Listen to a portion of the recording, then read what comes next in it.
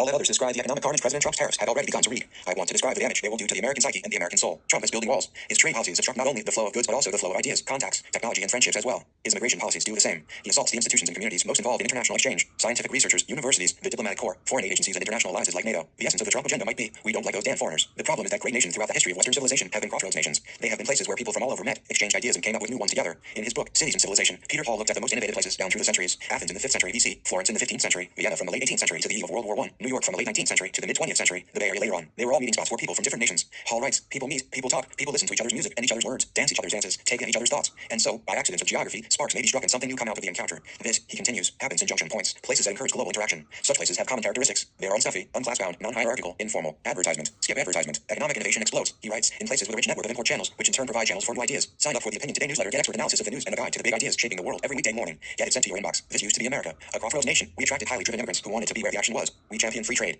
British colonialism and American internationalism made English the closest thing we have to a global language. This used to be our future. In a 2009 essay for Foreign Affairs called America's Edge, Anne Marie Slaughter argued that power in the 21st century would accrue to nations that put themselves in the center of networks, and that America was well suited to play that role. We have a diverse populace with global connections, alliances across 2 great oceans, the greatest universities with large foreign student bodies. All that is being damaged. But that's not even my main concern. My main concern is over the spirit and values of the country. People's psychologies are formed by the conditions that surround them. The conditions that Trump is creating are based on and nurture a security mindset. They're threatening us. It's a zero-sum, dog-eat-dog world. We need to protect.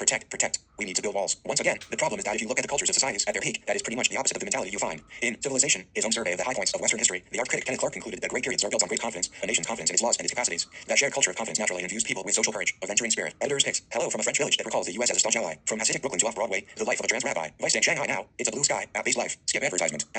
Skip advertisement. Think, for example, of the kind of people who drive innovation and dynamism. What are they like? They put themselves in unfamiliar situations. They're enthusiastic about novelty. The journalist Adam Hochschild once wrote, when I'm in a country radically different from my own, I notice much more. It is as if I've taken a mind-altering drug that allows me to see things I would normally miss. I feel much more alive. Know someone who would want to read this? Share the column. They have diverse-eyed curiosity. Their interests and enthusiasm span many spheres. Nobel laureates are at least 22 times as likely as the average scientist to have a side hobby as a magician, actor, dancer, or some other type of performer. They have social range, a wide variety of friends. In the decades before he published On the Origin of Species, Charles Darwin exchanged regular letters with at least 231 scientists in 13 different fields, as varied as economics and biology. They are able to combine disparate worldviews. Creativity often happens when somebody combines 2 galaxies of ideas. Pablo Picasso combined Western portraiture with African masks. Johannes Gutenberg combined woodblock engraving, coin making, and the wine press to create his printing press. They are driven toward continual growth. They seek to expand their interests and attachments, to engage in continual self-improvement. You can spot such people because they have gone through different chapters, always learning. They have shifted their interests and worldviews over the years, torn down one way of making meaning and built up something new. Ralph Waldo Emerson was onto something when he wrote, not in his goals, but in his transitions. Man is great. Advertisement. Skip advertisement. There's a name for the values and posture I'm describing here, cosmopolitanism. The cosmopolitan has roots in one town and one nation but treasures and learns from many other national streams. In a phrase I've used here before, her life is a series of daring explorations from a secure base. Sometimes it seems like the 21st century has witnessed one attack after another upon cosmopolitanism. From September 11 onward, leader after leader appeals to fear, impurity, and threat.